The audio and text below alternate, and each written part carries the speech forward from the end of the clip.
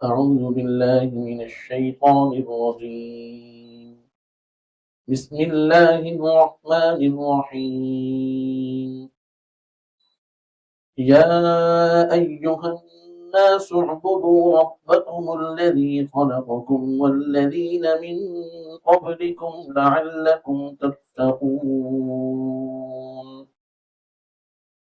الذي جعل لكم الأرض فراشا والسماء بناء وأنزل من السماء ماء فأخرج به من الثمرات رزقا لكم فلا تجعلوا لله أندادا وأنتم تعلمون.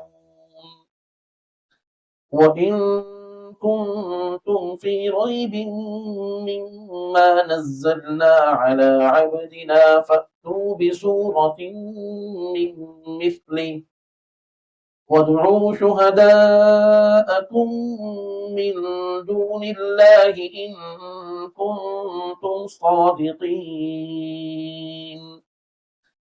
فإن لم تفعلوا ولن تفعلوا فاتقوا النار التي وقودها الناس والحجارة أعدت للكافرين. وبشر الذين آمنوا وعملوا الصالحات أن لهم جنات تجري من تحتها الأنهار كلما رزقوا منها من ثمرة رزقا قالوا هذا الذي رزقنا من قبل وأتوا به متشابها ولهم فيها أزواج مطهرة وهم فيها خالدون. صدقت يا ربنا ويا رب العالمين.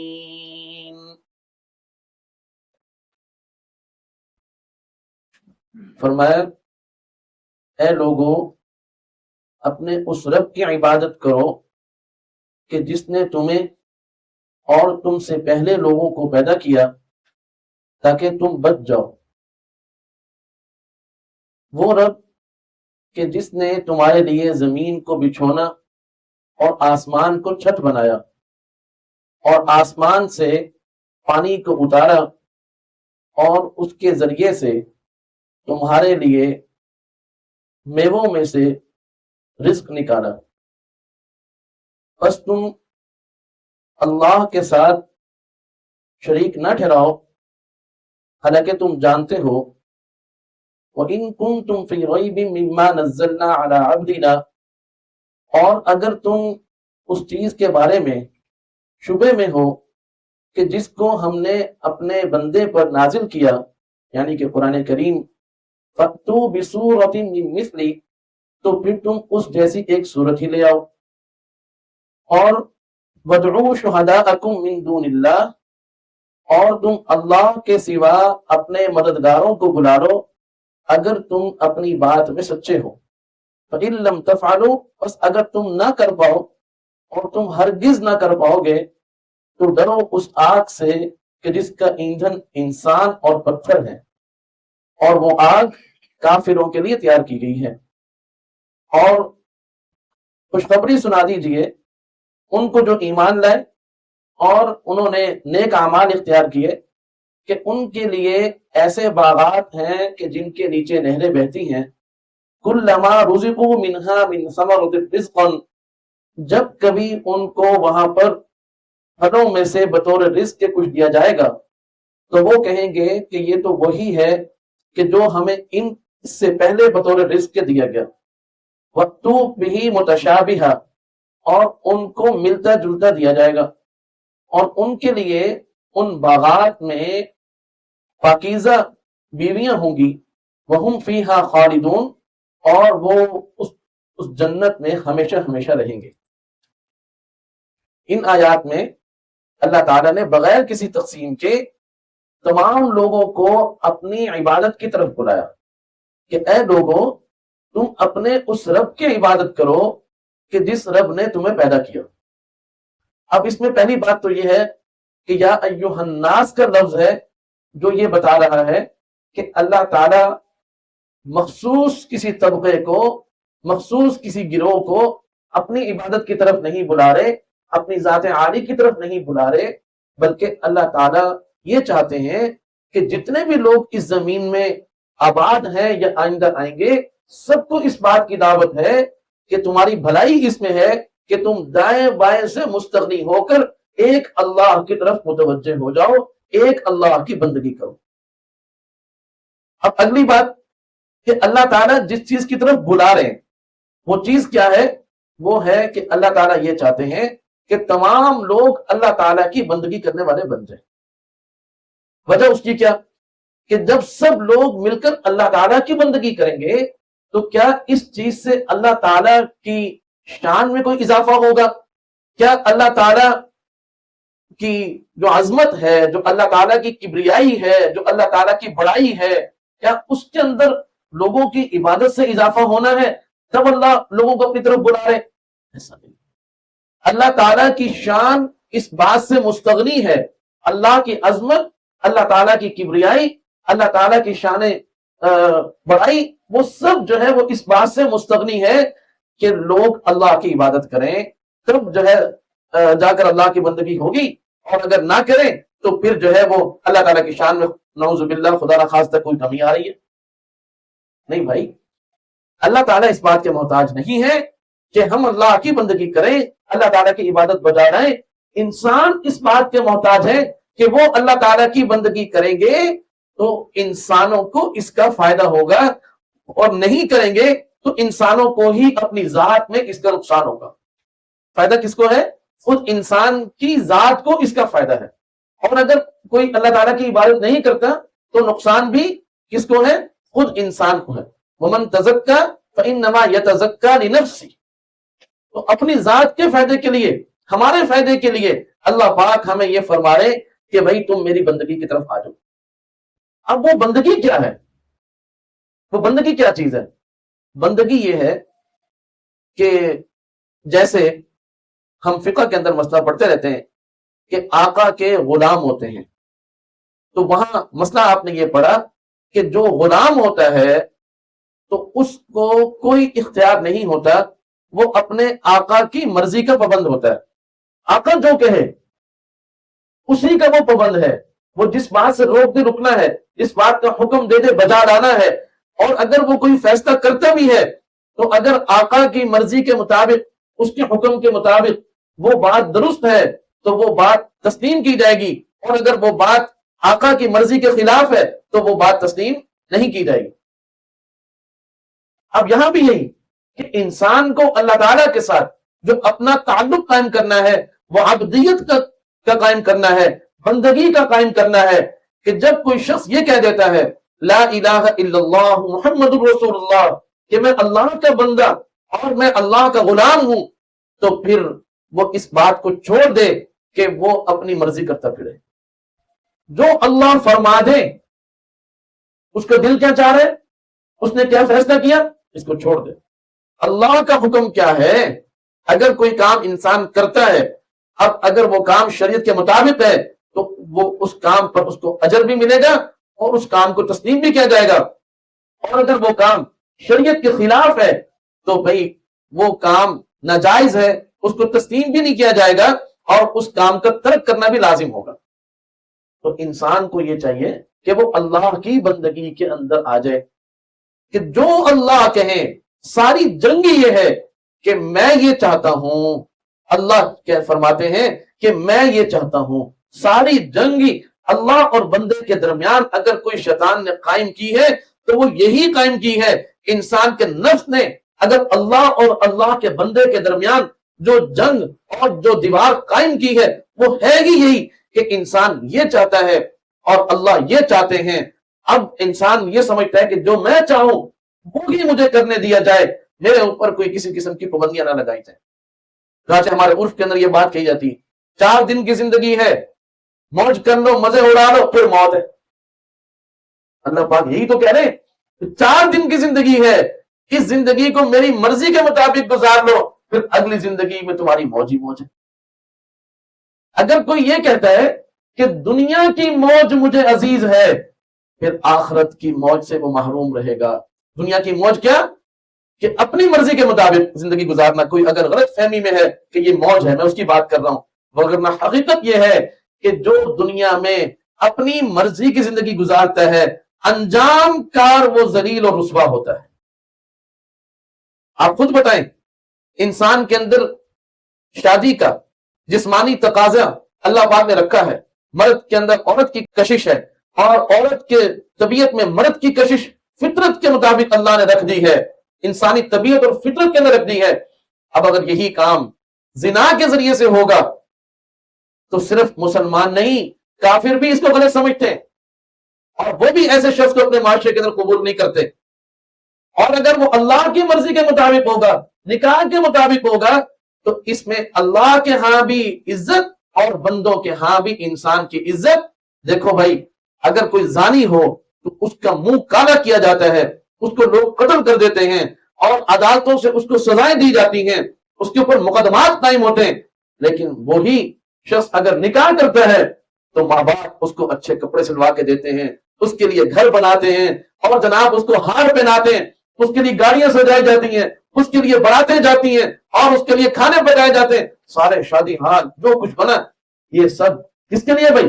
حالانکہ اگر عمل دیکھا جائے کہ مرد و عورت کا آپس میں اختلاط ہوا تو وہ نکاح میں اور زنا میں اس میں کوئی فرق نظر نہیں آتا۔ خلا دونوں صورتوں میں ہو سکتی ہے، ہوتی کہ نہیں ہوتی؟ لیکن غلط فہمی میں انسان ہے، اس غلط فہمی میں ہے کہ میں اگر اپنی مرضی کے مطابق کروں گا تو موج ہے۔ حالانکہ حقیقت یہ ہے کہ اگر انسان اللہ کی مرضی کے مطابق کام کرے تبھی موج ہے۔ مال حاصل کرنا یہ انسانی فطرت کے اندر ہے۔ انبیاء علیہ السلام بھی تجارت کرتے تھے، بکریاں چراتے تھے، اس کے مقصود کیا تھا؟ مال حاصل ہو۔ مال حاصل نہیں ہوگا آپ مہر کہاں سے دیں گے؟ مال حاصل نہیں ہوگا آپ گھر کیسے بنائیں گے؟ مال حاصل نہیں ہوگا آپ رزق حلال کیسے کھائیں گے؟ مال حاصل نہیں ہوگا آپ صدقہ خیرات کیسے کریں گے؟ مال نہیں ہوگا آپ زکوٰۃ کہاں سے دیں گے؟ مال نہیں ہوگا تو آپ ماں باپ کی خدمت کہاں سے کریں گے؟ مال نہیں ہوگا تو آپ جو ہے وہ اپنے بچوں کی پرورش اور تعلیم اور تربیت کے سارے انتظامات کہاں سے کریں گے؟ مال نہیں ہوگا آپ عمرہ کہاں سے کریں گے؟ مال نہیں ہوگا آپ صدقہ خیرات کہاں سے کریں گے؟ مال نہیں ہوگا آپ حج کہاں سے کریں گے؟ مال نہیں ہوگا آپ قربانی کہاں سے کریں گے؟ تو مال تو بڑی ضروری چیز ہے۔ آج کل لوگ کہتے ہیں کہ جی یہ پیسہ ہی ساری مصیبت ہے۔ میں تو چونکہ محتمم ہوں تو میں کہتا ہوں بھائی پھر ہمارے حوالے کر دو، ہم آپ کو رسید دے دیتے ہیں۔ دیتا کوئی نہیں، اوپر سے کہتے رہتے نہیں مال ساری کیا ہے؟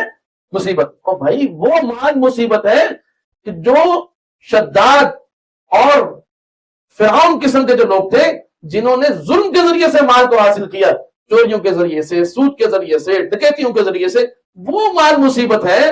جو مال قرآن کریم نے 14 جگہ پر مال کو خیر سے تعبیر کیا، مال کو خیر سے تعبیر کیا، خیر سے، تو خیر ہی خیر ہے۔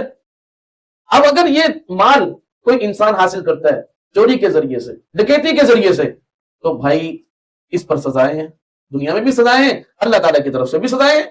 کافروں کے ہاں بھی یہ جرم ہے، ہر ایک کے ہاں یہ جرم ہے، ہر قوم کے ہاں یہ جرم ہے۔ تو اب انسان اس دھوکے میں ہے کہ اگر میں اپنی مرضی کے مطابق زندگی گزاروں گا تو میری موج ہے، یہ دھوکہ ہے۔ حقیقت یہ ہے کہ دنیا کا مزہ بھی اللہ نے اپنے دین میں رکھا ہے، اور آخرت کا مزہ بھی اللہ نے اپنے دین میں رکھا ہے۔ دونوں مزے اللہ اسی طرف بلا رہے۔ اے میرے بندو، یا ایھا الناس، اے لوگو، اپنے اس رب کی بندگی اختیار کرو۔ ہم جب عام طور پر عبادت کا لفظ بولتے ہیں تو نماز، روزہ، حج، زکوٰۃ، بس یہاں پر بات ختم کر دیتے ہیں۔ نہیں، میں نے یہاں ترجمہ کیا ہی نہیں ہے، میں نے ترجمہ کیا ہے اللہ تعالیٰ لوگوں کو اپنی بندگی کی طرف بلا رہے ہیں کہ میری طرف آ جاؤ، میری مان کر چلو۔ جیسے ایک والد، دادا، ماں، وہ اپنے بچوں کو بٹھا کر کہتے ہیں کہ بھی دیکھو ہماری مان کر چلو گے انشاءاللہ تمہاری دنیا بھی کامیاب ہوگی، اور اگر وہ مسلمان ہیں اور اسلام کے مطابق تبلیغ کر رہے ہیں، ان کو سمجھا رہے ہیں، تربیت کر رہے ہیں، تو تم آخرت میں بھی کامیاب ہو جاؤ گے۔ تو اللہ تعالیٰ تو بڑے شفیق ہیں، اللہ سب کو اپنی طرف بلا رہے ہیں کہ میری مان کر چلو، اس میں تمہاری بھلائی ہی بھلائی ہے۔ تو یا ایھا الناس اعبدوا ربکم، اپنے اس رب کی عبادت کرو جس نے تمہیں پیدا کیا.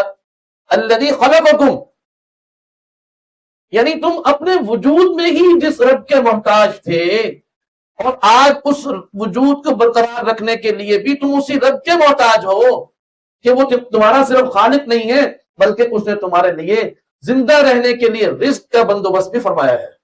اس رب کی عبادت، جس رب نے تمہیں زندگی دی ہے، سبحان اللہ، اس کی بندگی کرنے کی بات ہو رہی ہے. وہ رب تمہیں اپنی طرف بلا رہا ہے. جس نے زندگی دی ہے، زندگی اس کے مطابق گزارو، یہ حق بھی اسی کا ہے. جس نے زندگی دی ہے، پھر وہ زندگی اسی رب کے احکامات کے مطابق گزارو، یہ حق بھی اسی کا ہے. پیدا تمہیں خدا کرے، رزق تمہیں خدا دے، اور تم غلامی کسی اور کی کرتے پھرو.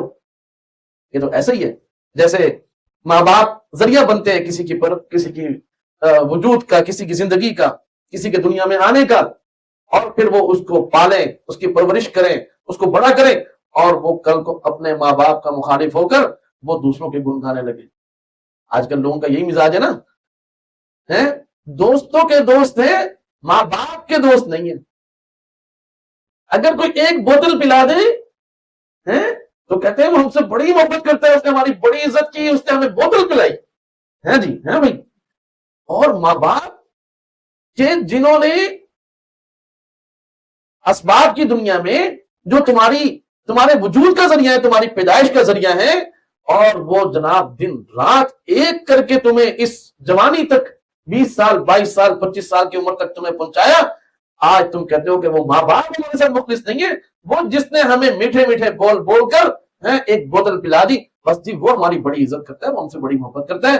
لہذا اس کو ماں باپ پر بھی لوگ ترجیح دے رہے ہیں، دوستوں کو ماں باپ پر ترجیح دے رہے ہیں، ماں باپ کے مخالف ہو جاتے ہیں کہ جی والدین ہمارے اوپر کیوں سختی کرتے ہیں؟ بھائی وہ تمہارے بھلے کے لیے تم پر سختی کرتے ہیں.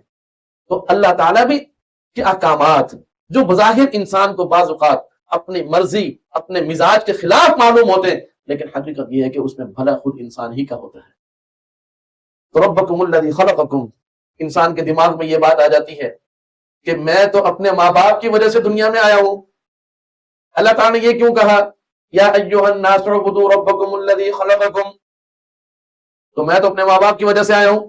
اللہ تعالیٰ نے فوراً اس کا علاج بھی فرما دیا، والذین من قبلکم، وہ رب وہ ہے جس نے تم سے پہلوں کو بھی پیدا کیا. لہذا سفر پیچھے شروع کرو، تمہارے ماں باپ کو ہی میں نے پیدا کیا. تم کہو گے وہ دادا دادی سے دنیا میں آئے، ان کو بھی ہم نے پیدا کیا، پردادا اور پردادی ان کو بھی میں نے پیدا کیا. چل پیچھے کتنا چلے گا؟ بالآخر انسان ہار مانے گا اور ہاتھ کھڑے کرے گا کہ یا اللہ اب جس انتہا کو پہنچا ہوں تو میری معلومات ختم ہو گئی، میری عقل نے کام کرنا چھوڑ دیا، اب آپ ہی بتائیں کہ اس کہانی کا اخیر کیا ہے؟ تو فرمایا اس کہانی کا اخیر یہ ہے کہ میں نے تمہیں آدم اور حوا سے پیدا کیا، ان کے ماں باپ نہیں تھے، تو لہٰذا کس نے پیدا کیا؟ لہٰذا میں نے پیدا کیا. اللہ پاک بتانا چاہتے ہیں لہٰذا میں نے پیدا کیا.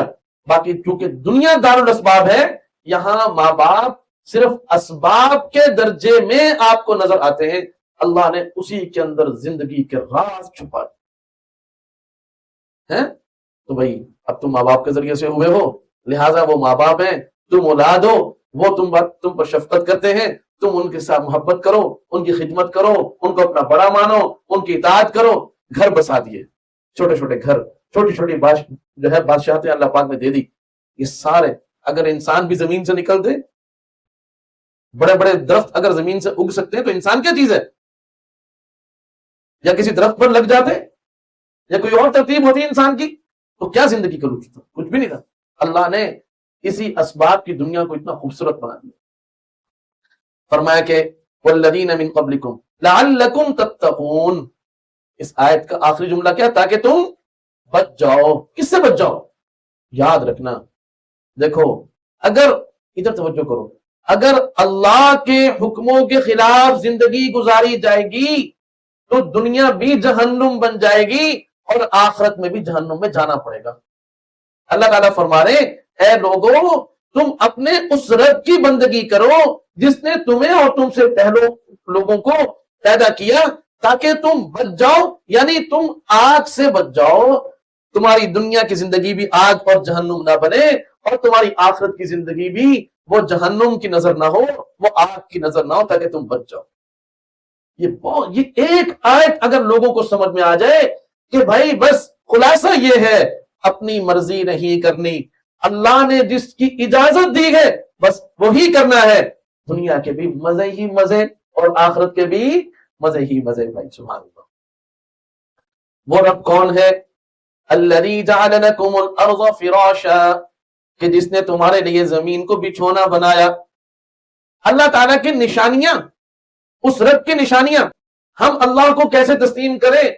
ہم جس کو تم رب کہہ رہے ہو ہم اس کو کیسے تسلیم کریں؟ اللہ نہ ہمیں دکھائی دیتا ہے، نہ اس کی کوئی بات ہمیں سنائی دیتی ہے، نہ وہ ہم اللہ کو چھو سکتے ہیں۔ ہم اس کو مان رہے ہیں اس لیے کہ ہم اس کو چھو سکتے ہیں، ہم اپنے وجود کو مان رہے ہیں اس لیے کہ ہم اس کو دیکھ بھی سکتے ہیں، اس کو چھو بھی سکتے ہیں۔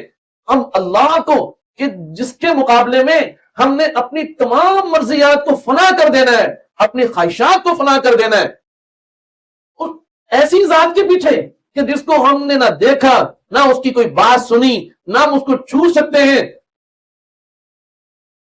کیوں بھائی ہم ایسا کیوں کریں؟ کہاں ہے وہ؟ کوئی اس کی نشانی؟ تو نشانیاں تو بہت ہیں، لیکن اللہ تعالیٰ ایسی نشانیاں اس آیت کے اندر بیان فرما رہے جس کو ایک عام آدمی بھی تسلیم کیے بغیر نہیں رہ سکتا۔ فرمایا کوئی بریک بریک نشانیاں بیان نہیں کی کہ اللہ کی نشانی یہ ہے، اللہ کی نشانی یہ، اللہ کی نشانی یہ، ایسی نشانی بیان کی ہے کہ جس کو کوئی جھٹلا ہی نہیں سکتا۔ فرمایا اللہ وہ ہے، تمہارا رب وہ ہے جس نے تمہارے لیے زمین کو بچھونا بنایا۔ اب جتنے بھی انسان ہیں وہ اسی زمین کے اوپر ہی پیدا ہوئے اور اسی زمین پر آباد ہیں، تو لہٰذا بھائی یہ زمین کس نے بنائی؟ آپ کی امی ابو نے بنائی؟ نہیں بھائی۔ دادا دادی نے بنائی؟ نہیں بھائی۔ کس نے بنائی؟ ایک ایسے شخص سے جو خدا کے وجود کو نہ مانتا ہو، اگر اس سے پوچھا جائے تو بالآخر اس کی عقل شکست کھائے گی اور وہ تسلیم کرے گا کہ یہ جو زمین ہے یہ انسانوں میں سے کسی نے نہیں بنائی، یہ کسی ایسی ذات کی بنائی ہوئی ہے جو ہمیں دکھائی نہیں دیتا، جس کی بات براہ راست ہم نہیں سن پا رہے۔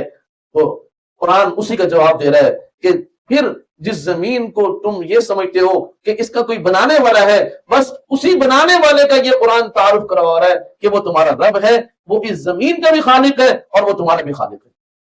سبحان اللہ۔ الذی جعل لکم الارض فراشا والسماء بناء، اور اس نے آسمان کو تمہارے لیے چھت بنایا۔ سبحان اللہ۔ انسان بھی آج دنیا میں اسی زمین اور آسمان کو دیکھ کر اپنے گھر بنا رہا ہے۔ اللہ نے جیسے بتایا کہ میں نے زمین کو تمہارے لیے فرش بنایا، بچھونا بنایا، تو انسان بھی جب گھر بناتا ہے تو وہ فرش بھی بناتا ہے اور چھت بھی لگاتا ہے، دونوں کے بغیر گزارا نہیں ہے۔ بات سمجھ میں آ گئی؟ اور حدود قائم کرنے کے لیے وہ دیواریں بھی کھڑی کرتا ہے، اور لیکن انسان کی جو چھت ہے وہ دیواروں کے سہارے کے محتاج ہے۔ اللہ نے جو چھت دی ہے وہ بغیر کسی سہارے کے، بغیر کسی، یہ فرق ہے میری اور آپ کی چھت میں اور رب کی چھت میں۔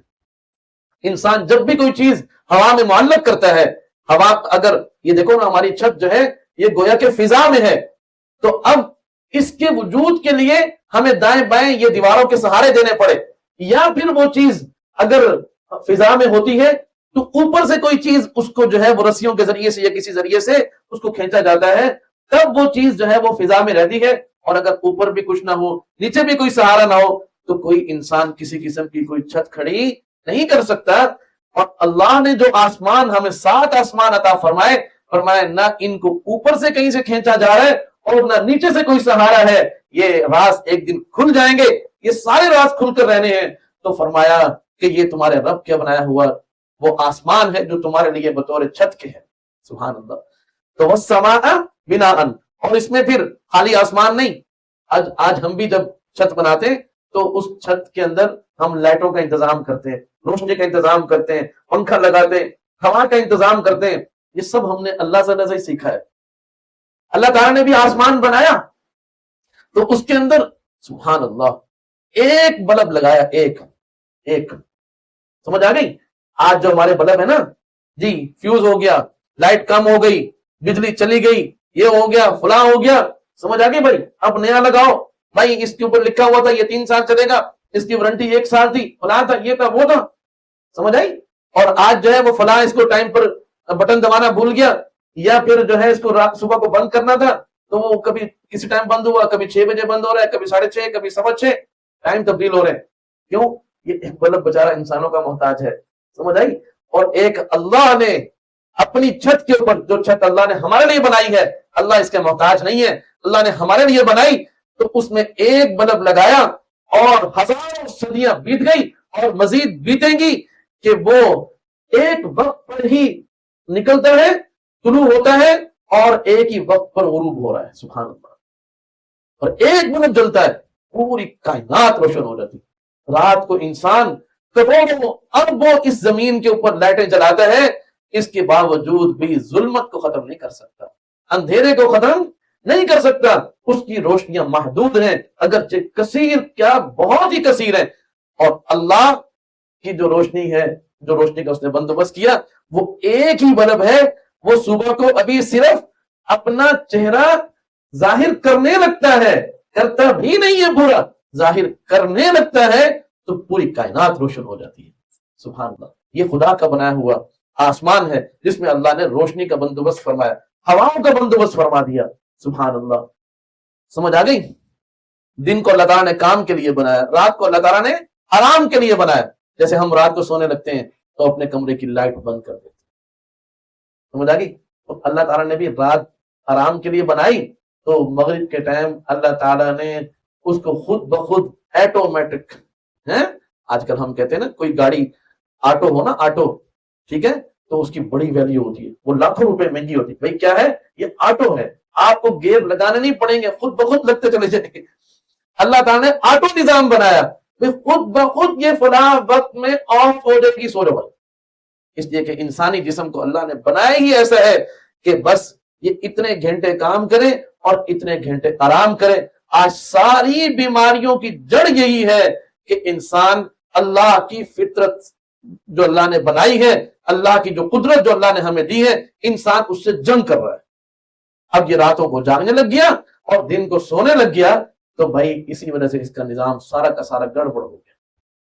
اگر لوگ رات کو جلد سوئیں، صبح جلد اٹھیں، سمجھ آ گئی، تو ساری بیماریاں دور بھاگ جائیں. سمجھ آ گئی بھائی؟ تو الذی جعل لکم الارض فراشا والسماء بناء، اور آسمان کو اس نے تمہارے لیے کیا بنایا.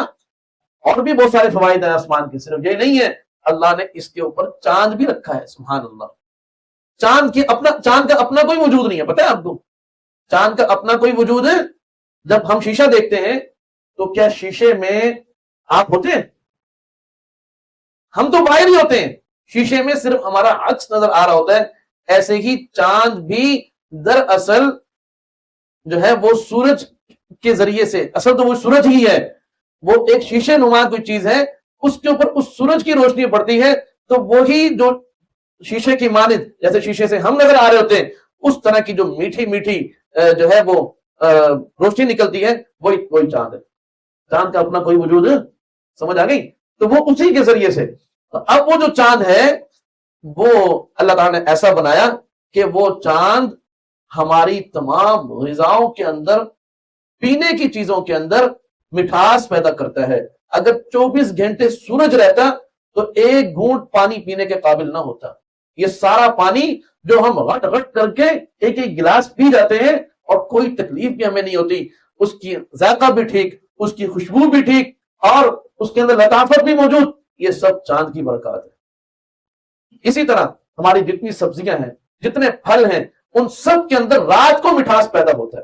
چاند جب ان کے اوپر آتا ہے تو وہ ان کے اندر مٹھاس پیدا کرتا ہے. سبحان اللہ. سمجھ آگئی بھائی؟ تو والسماء بناء، اسی طرح آسمان جو ہے وہ دعائیں کرنے والوں کا مرکز ہے، دعائیں کرنے والوں کی کا قبلہ ہے. یعنی آسمان کی طرف انسان ہاتھ بلند کر کے اپنے رب سے مانگتا ہے. سمجھ آگئی؟ تو یہ دعائیں کرنے والوں کا قبلہ بھی ہے. وَأَنزَلَ مِنَ السَّمَاءِ مَاءً، اور اللہ تعالیٰ نے آسمان سے پانی اتارا.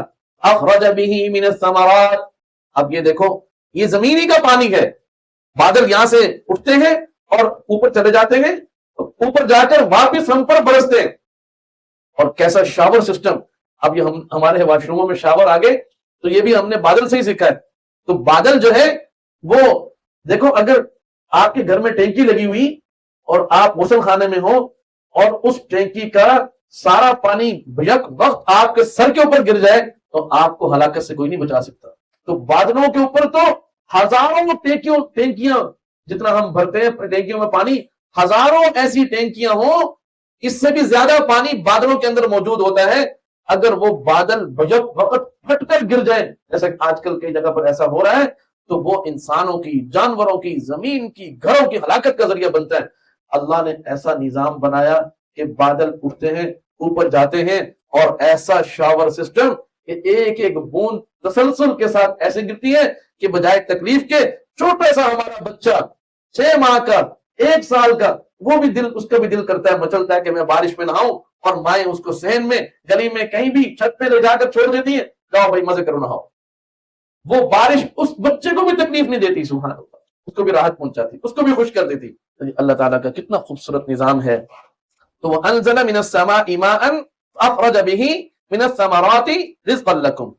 پھر صرف یہ نہیں کہ بھئی میں نے تمہیں پانی دے دیا بات ختم، نہیں، اب اس پانی کو اللہ تعالیٰ کے فرمانے کے ضائع نہیں ہوگا، بلکہ اس کے ذریعے سے میں تمہیں میوے، پھل، سبزیاں اور طرح طرح کی اپنی نعمتوں سے بھی لطف اندوز کروں گا. اس میں ہمارے لیے بھی سبق ہے کہ ہم پانی کی قدر کریں، ہم بھی اپنے پانی کو ضائع نہ ہونے دیں، بلکہ اس پر ہماری مشاورت بھی جاری ہے کہ جو ہمارے وضو خانے کا پانی ہے، اس کے ذریعے سے ہم باغات کا کام لے سکتے ہیں. اور کئی مدارس میں یہ ہو بھی چکا. اس پر ابتدا میں اچھا خاصا پیسہ خرچ ہوتا ہے، لیکن بعد میں مدرسے کا فائدہ ہی فائدہ ہے. آج ہم دیکھ رہے ہیں کہ پانی بہت ضائع ہوتا ہے، غسل خانے کا پانی اور جو ہے وہ وضو خانے کا پانی، اس کے ذریعے سے بہت بڑے بڑے کام لیے جا سکتے ہیں. ہم اس کو گٹروں میں شامل کر دیتے ہیں، سیوریج میں پھینک دیتے ہیں، یہ ہمارے کام آ سکتا ہے. تو جیسے اللہ تعالیٰ نے بارش اتاری تو اس کے ابتدائی جو فوائد تھے وہ بھی عطا فرمائے، لیکن اس کے ذریعے سے اللہ پاک نے ہمیں جو ہے وہ درختوں کے ذریعے سے اور زمین پر لگی ہوئی بیلوں کے ذریعے سے، مختلف ذرائع سے اللہ تعالیٰ نے ہمارے لیے مختلف نعمتوں کا بھی انتظام فرما دیا، جو ہمارے لیے رزق کا بندوبست ہے.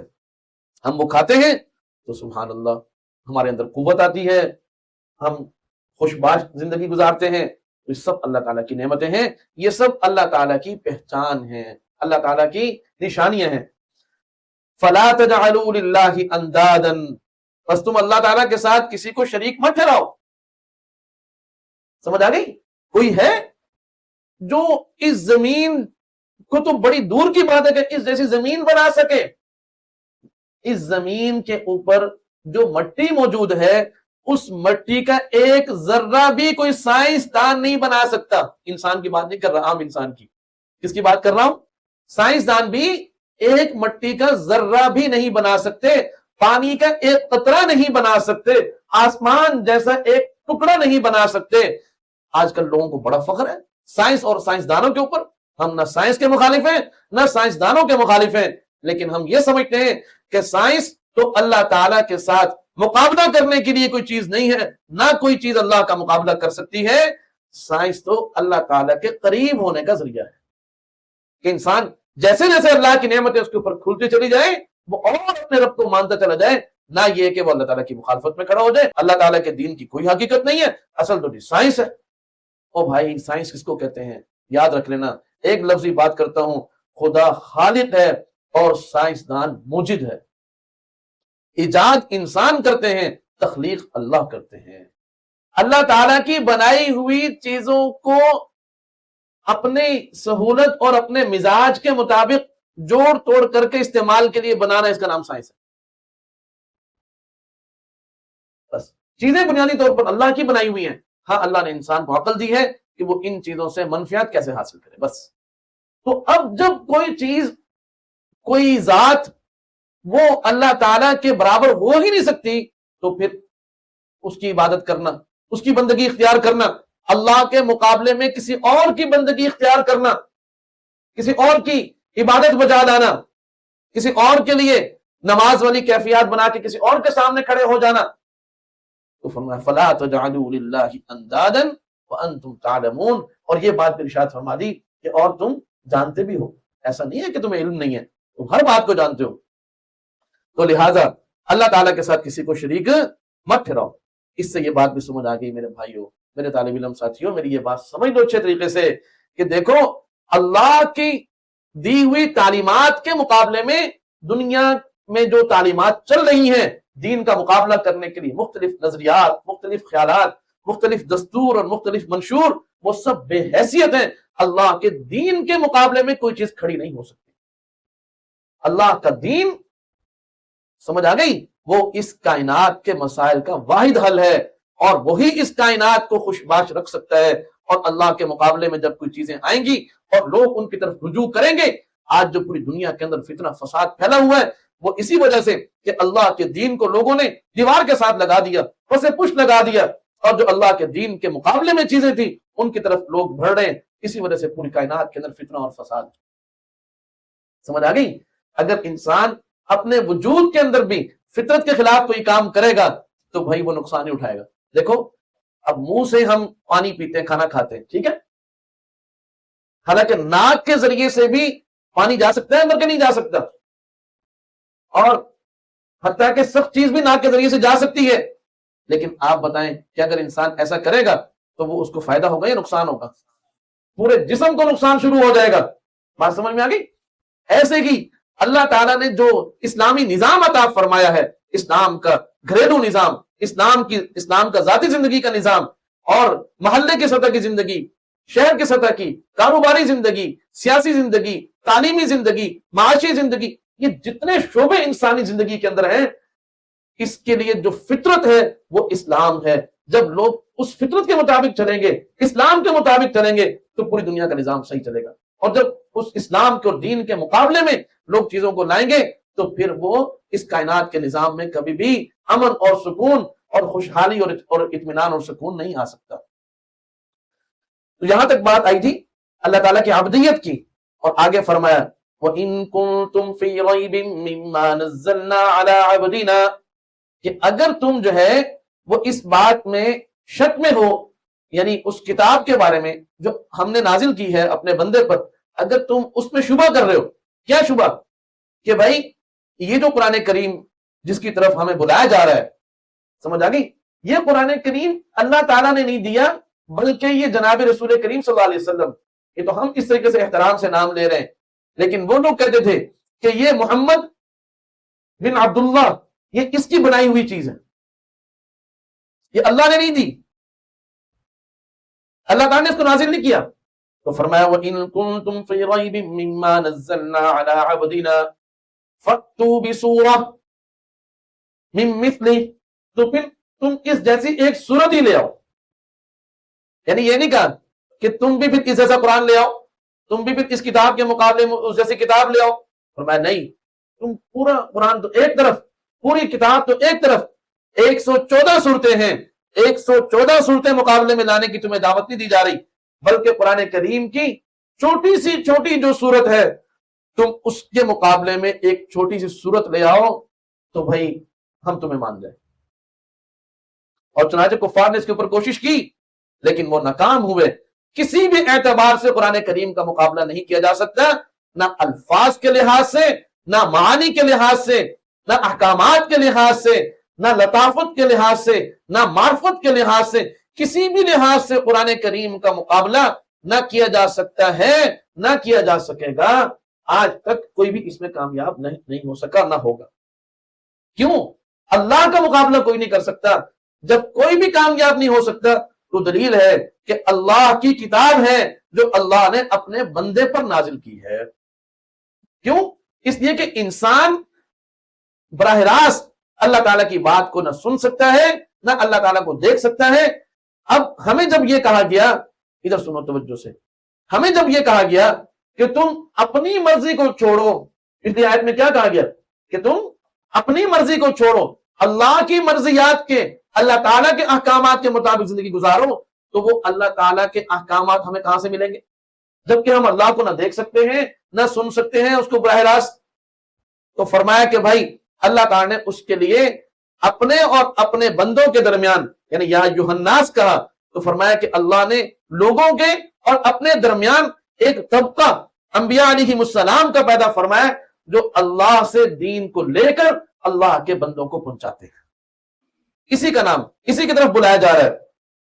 وَإِن كُنتُمْ فِي رَيْبٍ مِّمَّا نَزَّلْنَا عَلَىٰ عَبْدِنَا فَأْتُوا بِسُورَةٍ مِّن مِّثْلِهِ، وہ قرآن کریم تمہیں دیا گیا ہے، اس کی صداقت میں، اس کے من جانب اللہ ہونے میں کسی قسم کے شعبے میں مت پڑو، یہ اللہ کی طرف سے اللہ کا پیغمبر، اللہ کا رسول وہ تمہیں پہنچا رہا ہے، یہی اللہ کی مرضیات ہیں، یہی اللہ کا دین ہے، یہی اللہ کے احکامات ہیں، لہذا اس کو تھام لو مضبوطی سے اور اس کے اوپر عمل کرو۔ وَادْعُوا شُهَدَاءَكُم مِّن دُونِ اللَّهِ، عام طور پر پیپر میں کیا ہوتا ہے کہ بھئی آپ کے ذمہ یہ کام ہے، امتحان حال میں کوئی طالب علم پکڑا جائے، سمجھ آئی، تو اس کا جو پیپر ہے وہ اصل کتاب کے عین مطابق ہو، اصل کتاب کے عین مطابق۔ ہم نے اس سے کوئی سوال کیا تھا اور اس نے اس کا جواب ایسے لکھا جیسے بالکل کتاب کے اندر لکھا ہوا تھا، ظاہر ہے ممتحن فوراً کہے گا کہ بھائی پکا ہی نقل کرنے والا ہے، یہ کوئی شک ہو ہی نہیں سکتا، پکڑو اس کو، ایسا ہے نا کہ بھائی۔ اب ہم اسے کہیں گے کہ بھائی بات یہ ہے کہ تم یہ بات اب دوبارہ لکھ کے دکھاؤ، لیکن اکیلے لکھنا، اس کمرے کے اندر اکیلے بٹھا دیا جائے گا اس کو، اب لکھ کے دکھاؤ، ظاہر ہے وہ کیا ہو جائے گا بھائی، ناکام ہو جائے گا، دوبارہ نہیں لکھ سکے گا، حالانکہ ابھی لکھ کر آیا ہے۔ تو وہاں تو اس نے کہیں نہ کہیں بوٹی لگائی بھائی، لیکن یہاں اللہ تعالیٰ یہ فرما رہے ہیں کہ تم قرآن کے مثل ایک چھوٹی سی سورت لاؤ، ہم تمہیں یہ نہیں کہتے کہ اکیلے اکیلے بیٹھ کر الگ الگ کمرے میں بیٹھ کے لکھو، فرمایا نہیں، وَادْعُوا شُهَدَاءَكُم مِّن دُونِ اللَّهِ، بس ایک اللہ کے علاوہ، اس لیے کہ اللہ تو اس میں تمہارا ساتھ نہیں دے سکتا، تم اللہ کے علاوہ باقی سب کو بلا کر، سب سے مدد لے کر ایک چھوٹی سی صورت بنا کے لے آؤ، پھر بھی نہیں بنا سکتے۔ وَادْعُوا شُهَدَاءَكُم مِّن دُونِ اللَّهِ إِن كُنتُمْ صَادِقِينَ، اگر تم سچے ہو، کس بات میں سچے ہو؟ یعنی اس جھوٹ میں سچے ہو، کس جھوٹ میں؟ کہ یہ جو کتاب ہے یہ آپ صلی اللہ علیہ وسلم نے خود گھڑی ہے، نعوذ باللہ، یہ اللہ نے نہیں نازل فرمائی، اگر تم اپنے اس جھوٹے دعوے کے اندر سچے۔ فَإِن لَمْ تَفْعَلُوا وَلَن تَفْعَلُوا، پھر اگر تم نہ کر پاؤ، اور یہ نہیں کہ اگر تم نہ کر پاؤ بس بات ختم، نہیں، فوراً یہ بھی فرما دیا وَلَن تَفْعَلُوا، اور تم ہرگز کبھی بھی اس میں کامیاب نہیں ہو سکتے۔ فَاتَّقُوا النَّارَ الَّتِي، پھر تمہیں کیا ہو گیا، تم اپنے آپ کو کیوں آگ کے اندر جھونک رہے ہو؟ اس آگ سے اپنے آپ کو بچاؤ کہ جس کا ایندھن کون ہے؟ انسان اور پتھر، وہ انسان کہ جو خدا کا مقابلہ کرتے ہیں، اللہ کے دین کا مقابلہ کرتے ہیں، اللہ کے رسول صلی اللہ علیہ وسلم کو جھوٹا سمجھتے ہیں، نعوذ باللہ۔ فرمایا یہ سب لوگ آگ کا ایندھن ہے۔ جیسے آگ جو ہے وہ ظاہر کسی نہ کسی ذریعے سے بھڑکائی جاتی، اگر ایل پی جی نہ ہو تو چولہا نہیں جل سکتا، آگ نہیں جل سکتی، اگر گیس نہ ہو تو تب بھی آگ نہیں جل سکتی، لکڑیاں نہ ہو یا کوئی اور ذریعہ نہ ہو تو آگ نہیں جل سکتی، کسی نہ کسی ذریعے سے آگ کو جلایا جاتا ہے۔ ہمارا جہنم کی آگ جو بھڑکائی جائے گی اس کا ایندھن یہی انسان ہی ہوں گے، اور وہ پتھر ہوں گے کہ جن پتھروں کو معبودان باطلہ کے طور پر پیش کیا جاتا تھا، جھوٹے خداؤں کے طور پر گھڑ کر ان کو خدا بنا کر، مورتیاں بنا کر پیش کیا جاتا تھا۔ تو عام پتھر نہیں مراد، فَاتَّقُوا النَّارَ الَّتِي وَقُودُهَا النَّاسُ وَالْحِجَارَةُ أُعِدَّتْ لِلْكَافِرِينَ، فرمایا یہ جو آگ ہے یہ کافروں کے لیے تیار کی گئی ہے، یعنی جو خدا کے دین کا انکار کرنے والے، اللہ کے رسول کے منکر، اللہ کے منکر، یہ آگ ان کے لیے تیار کی گئی۔ پھر اشکال ہوگا کہ پھر مسلمانوں کو کیوں داخل کیا جائے گا؟ مسلمانوں کو داخل کیا جائے گا صرف تطہیر کے لیے، تطہیر کے لیے۔ جیسے اگر آپ کو ہم کہیں کہ بھئی فلاں بادشاہ آپ کو بلا رہا ہے اور آپ وہاں گندے مندے چلے جائیں تو کیا آپ کو دربار میں داخل ہونے دیا جائے گا؟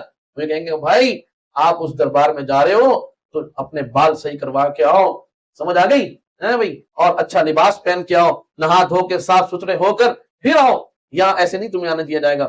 ایسے ہی جنت میں گناہوں کی نجاستوں کے ساتھ، آلودگیوں کے ساتھ کوئی نہیں جا سکتا۔ اللہ تعالیٰ معاف فرمائے بھائی، دیکھو گناہوں کی نجاست اور گندگی سے پاک ہونے کا سب سے آسان ذریعہ توبہ ہے، سب سے آسان ذریعہ۔ جب انسان یہ کہتا ہے اے اللہ پھر نہیں کروں گا، مجھے معاف فرما دیں، آئندہ میری حفاظت فرمائیں، میں عزم کرتا ہوں پھر گناہ نہیں کروں گا، اللہ فرماتے ہیں میں نے اپنے بندے کو معاف کیا۔ جب اللہ معاف کرتے ہیں تو انسان پاک ہو جاتا ہے۔ اور اگر کوئی بغیر توبہ کے دنیا سے چلا جائے، لوگوں کے حقوق اس نے دینے ہوں، لوگوں کے مال دینے ہوں، بغیر مال کی ادائیگی کی دنیا سے رخصت ہو گیا، ظلم کر کے دنیا سے رخصت ہو گیا، بغیر توبہ کے رخصت ہو گیا.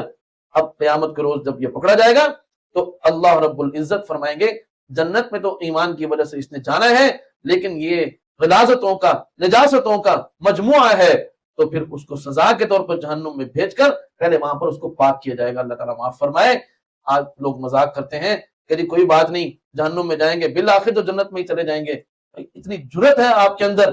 آج ہم ابھی اس کمرے سے نکلے اور یہ ابھی آج پھر بھی اتنی گرمی نہیں ہے، مسجد کے صحن میں اگر کوئی ہمیں کہہ دے کہ آپ یہاں پر 15 منٹ بیٹھ جائیں فرش کے اوپر، ہم نہیں بیٹھ سکتے، حالانکہ اتنی گرمی نہیں ہے ابھی.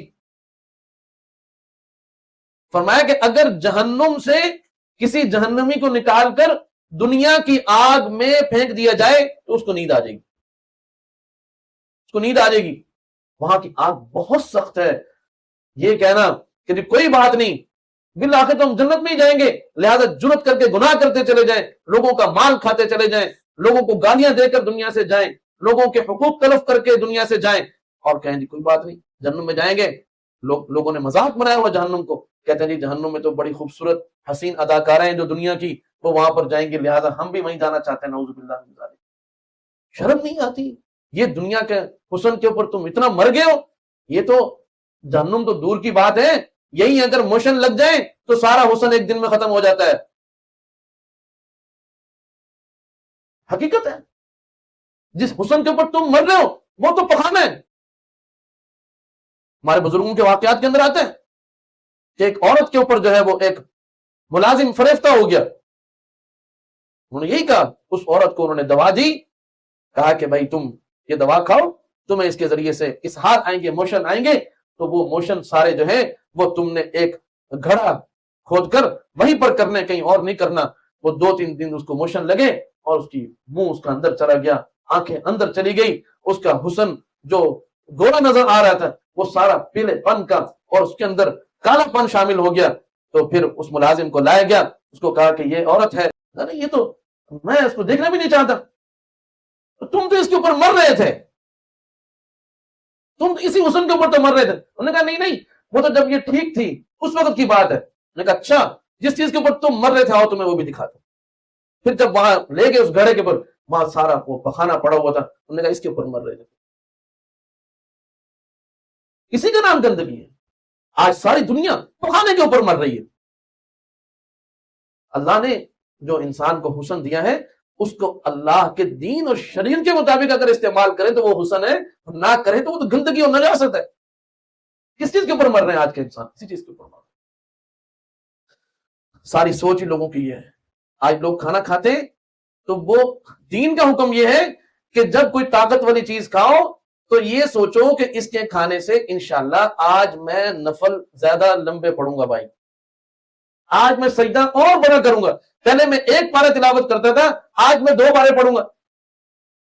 آج میں مطالعہ پہلے سے زیادہ کروں گا. آج تو انسان کوئی طاقت والی چیز کھاتا ہے تو بس وہ شہوت کا غلبہ اس کے دماغ پر چھا گیا. اللہ تعالیٰ نے انسان کو 4 چیزیں عطا فرمائی: عقل، دل، پیٹ اور شرمگاہ. یہ 4 چیزیں عطا فرمائی ہیں. بھائی شرمگاہ اللہ نے عطا فرمائی ہے، بس اس کو اپنی نیک صالحہ بیوی تک محدود رکھو، بس پھر وہ بالکل جائز ہے. وہ انسان کی طبیعت میں سکون اور اطمینان لاتی. اور پیٹ، اس کے اندر حلال کا اور اعتدال کا، حلال بھی ہو اور اعتدال کے ساتھ اس پیٹ کے اندر خوراک ڈالو، نیت اس میں جائز کاموں کی کرو. اور باقی دل، اس میں خدا کو آباد کرو. عقل ہے، اس میں اللہ کی جو اللہ تعالیٰ نے علم عطا فرمایا ہے، اللہ تعالیٰ نے جو کائنات خوبصورت بنائی ہے، اپنی عقل سے اس کو خوبصورت بناؤ. بھائی اپنی عقل کو ان چیزوں کے ذریعے سے یعنی اللہ تعالیٰ کی معرفت کی طرف اس کو لے جاؤ. بات سمجھ میں آ گئی؟ لیکن آج کا انسان، اس کی عقل بھی شہوت کے تابع، اس کا دل بھی شہوت کے تابع اور اس کا پیٹ بھی شہوت کے تابع. کتنا گر گیا آج کا انسان.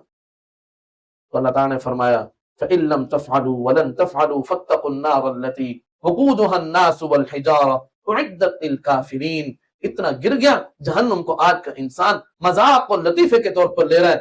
جہنم کی بات سن کر میرے نبی صلی اللہ علیہ وسلم یوں رویا کرتے تھے. صحابہ اکرام فرماتے ہیں ہمیں ایسے لگتا تھا کہ جیسے آگ کے اوپر پانی ابل رہا ہو، آپ کے سینے سے اس طرح رونے کی آواز آتی تھی. آپ صلی اللہ علیہ وسلم کی داڑھی مبارک کے اندر سفید بال آ گئے آپ کی ریش میں. صحابہ اکرام نے پوچھا کہ یا رسول اللہ آپ بوڑھے ہو گئے. فرمایا سورہ ہود نے مجھے بوڑھا کر دیا. کیوں؟ اس میں جہنم کا تذکرہ. آپ نے تو جہنم میں نہیں جانا، آپ تو جنتیوں کے بھی سردار ہیں، انبیاء کے بھی سردار ہیں، لیکن آپ پھر بھی جہنم کے خوف سے رو رہے ہیں. کہاں کھڑے ہم؟ اللہ کے رسول صلی اللہ علیہ وسلم ہمیں کہاں کھڑا کر کے گئے تھے؟ تو بھائی اللہ سے پناہ مانگنی چاہیے. فرمایا کہ خوشخبری سنا دیجئے کن کو؟ ایمان والوں کو. سبحان اللہ. ایمان والوں کو خوشخبری سنا دیجئے، وہ ایمان والے جو اعمال صالحہ اختیار کرتے ہیں. سبحان اللہ.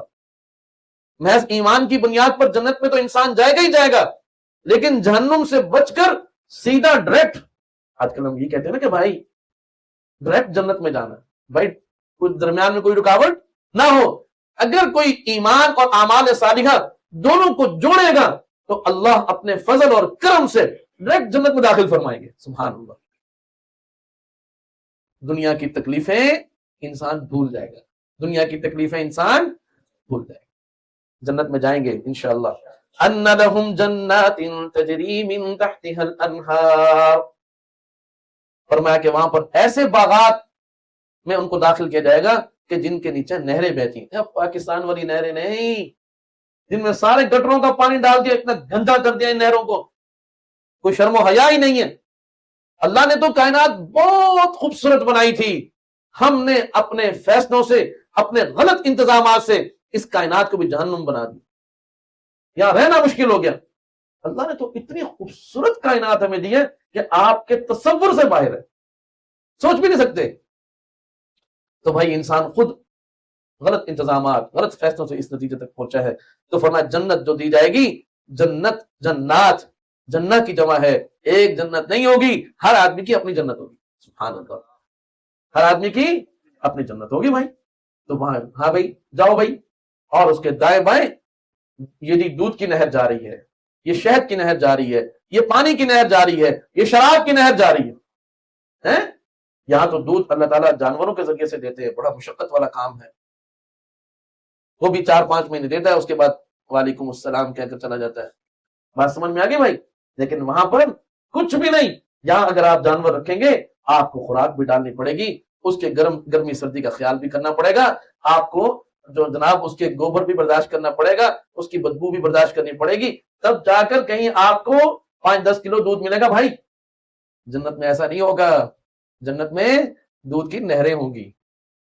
سمجھ آ گئی؟ یہاں تو فارمی شہد مل رہا ہے نا، وہاں جنت کا شہد ہوگا جس کی نہر ہوگی. اللہ اللہ اللہ، کیسی اللہ نے بنائی ہے جنت. سننا کتنا آسان ہے، اللہ تعالیٰ اپنی آنکھوں سے ہمیں دکھائے گا انشاءاللہ.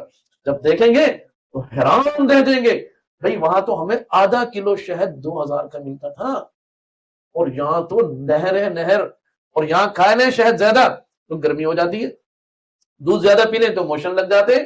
ہاں تو بھائی جتنا مرضی دودھ پیو، نو ٹینشن، جتنا مرضی شہد پیو، نو ٹینشن. یہاں کوئی شراب پی لے تو عقل معاف، وہ ماں باپ کو بھی نہیں سمجھتا کون ہے، اس کی عقل ختم ہو جاتی. سمجھ آ گئی؟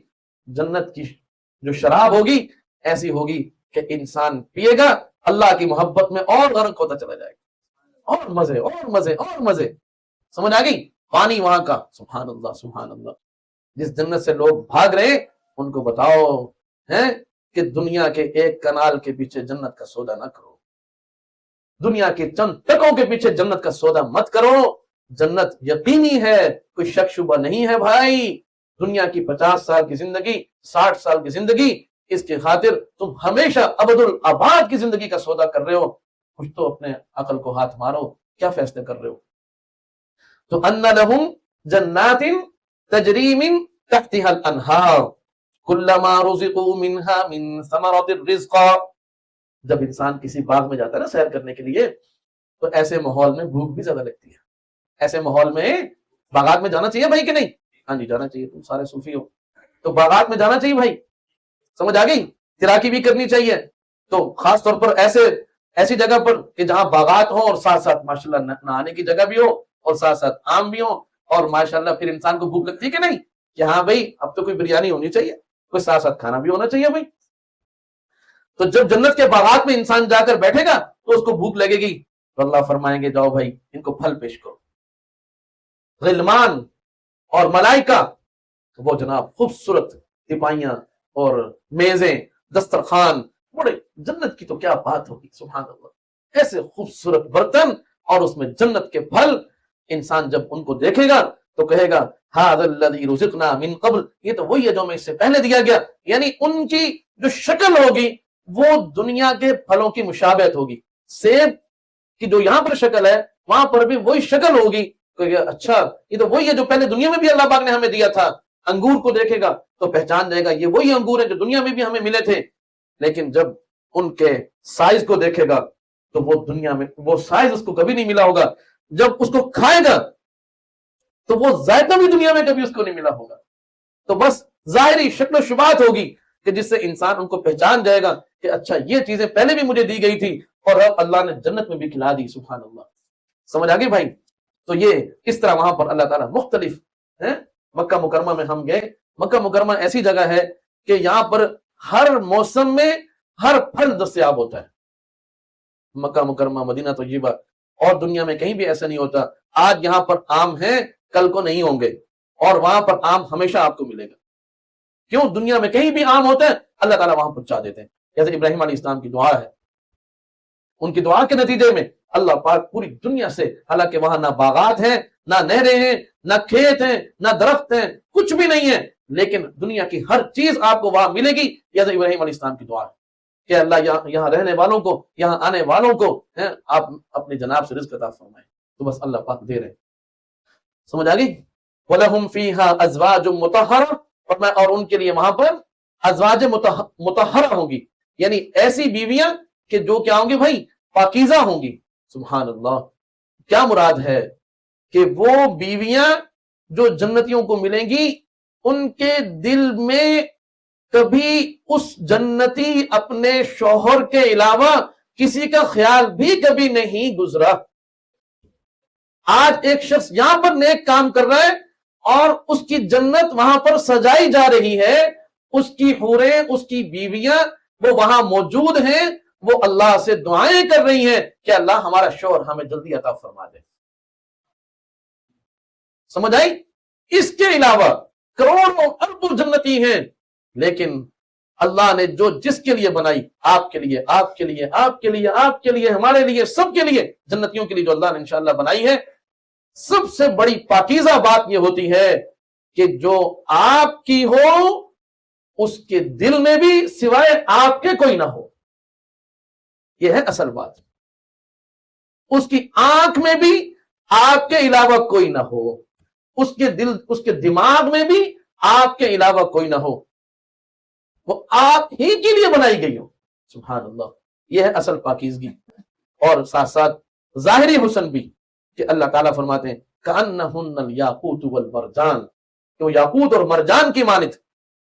ان کی آنکھیں، جب جنتی ان کو دیکھے گا تو وہ خوش ہو جائے گا کہ اے اللہ، دنیا میں آپ نے مجھے منع کیا تھا کہ آنکھ نیچی رکھنا، حسیناؤں کو مت دیکھنا.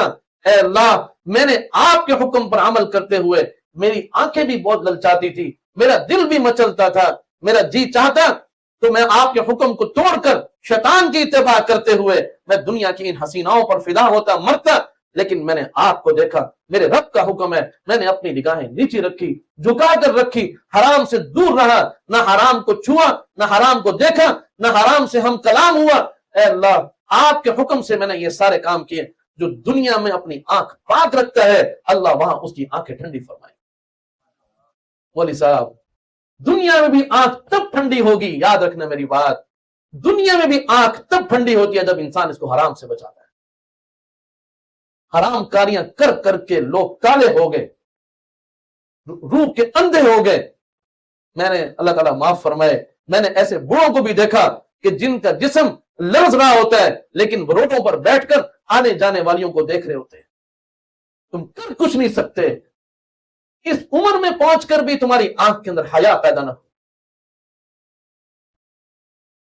میں حلفاً کہتا ہوں آپ سے کہ بھائی اللہ کا نور وہ قلب میں پیدا ہوتا ہے اللہ والوں کی صحبت سے، دین پر عمل کرنے سے، لیکن یہ رخصت ہو جاتا ہے آنکھ کے ذریعے سے۔ انسان یہ سمجھتا ہے میں اس حسین کو دیکھ رہا ہوں، اس حسینہ کو دیکھ رہا ہوں، اس کے ذریعے سے میرے اندر شاید کوئی چیز آ رہی ہے۔ حقیقت یہ ہے کہ جب انسان حرام کو دیکھتا ہے تو دل کا جو اللہ کا نور دل کے اندر ہوتا ہے وہ سارا کا سارا آنکھ کے ذریعے سے بہہ جاتا ہے۔ اس سے جتنا بچ سکتے ہیں اپنے آپ کو بچا کر رکھیں۔ اپنے موبائل کا غیر ضروری استعمال حرام ہے، حرام ہے، حرام ہے۔ اپنی آنکھ کا غلط استعمال حرام ہے، حرام ہے، حرام ہے۔ اس سے اپنے آپ کو دور رکھیں۔ پھر دیکھیں آج لڑکے کہتے ہیں، ساتھی کہتے ہیں عبادت میں دل نہیں لگتا، تلاوت میں دل نہیں لگتا۔ خدا کی قسم اس کی وجہ آنکھ کی ناپاکی ہے۔ ہم حرام سے اپنے آپ کو بچا کر پھر دیکھیں سجدے سے سر اٹھانے کو جی نہیں کرے گا، پھر قرآن کو چھوڑنے کو دل نہیں کرے گا، پھر درود شریف کو چھوڑنے کا دل نہیں کرے گا۔ یہ جو ہمارا دل نہیں لگ رہا مدرسے کے اندر، مسجد کے اندر، عبادات کے اندر، واللہ اس کی وجہ حرام دیکھنا ہے۔ تو وَلَهُمْ فِيهَا أَزْوَاجٌ مُطَهَّرَةٌ، ظاہری بھی حسن اور باطنی بھی حسن۔ اللہ تعالیٰ ایسی بیویاں عطا فرمائیں گے۔ دنیا میں بھی ایسی بیوی ہی مانگنی چاہیے۔ سمجھ آگے بھائی؟ ہاں جی، جس کو سب دیکھتے ہو یا جو سب کو دیکھتی ہو، خدا سے پناہ مانگو۔ سمجھ آگے بھائی؟ ہاں جی۔ وَهُمْ فِيهَا خَالِدُونَ، اور فرمایا جنتیوں کے لیے سب سے بڑی نعمت کیا ہوگی کہ اب تم اپنے اپنی جنت میں آگے ہو، اب تم نے یہاں پر ہمیشہ رہنا ہے۔ یہاں جھیل پارک میں چلے جاؤ نا، ہاں جی، شام کو 6 بجے آپ گئے ہیں، 8 بجے تو ویسے ہی آپ کا دل بھر جائے گا، نہ بھی بھرے تو 9 بجے وہ کہتے ہیں کہ ہم نے بند کرنا، چلو باہر۔ سمجھ آگئی بھائی؟ تو یہاں کے باغ میں تو آپ کو ٹکٹ ملتی ہے لمیٹڈ ٹائم کے لیے، لیکن جب جنت کے باغات میں جائیں گے وَهُمْ فِيهَا خَالِدُونَ، موت کو بھی موت دے دی جائے گی، موت کو ذبح کیا جائے گا، ختم۔ اب کبھی موت نہیں آئے گی، کبھی بیماری نہیں آئے گی، کبھی دکھ نہیں آئے گا، کبھی غم نہیں آئے گا، کبھی کوئی پریشانی نہیں آئے گی۔ یہ نہیں ہے کہ فلاں رشتہ دار نے یوں کہہ دیا، فلاں ہمسائے نے یوں کہہ دیا، فلاں یوں تبصرہ کر رہا تھا، بالکل کوئی نو ٹینشن۔ وَهُمْ فِيهَا خَالِدُونَ، اور اس میں ہمیشہ ہمیشہ رہیں گے۔ اللہ تعالی ہم سب کو نیک اعمال کی توفیق بھی عطا فرمائے اور اپنے فضل سے دنیا اور آخرت کی بھلائی، اور اللہ تعالی جنت کا ہم سب کو جنت ہم سب کے مقدر فرمائے۔ آخر دعوانا الحمدللہ۔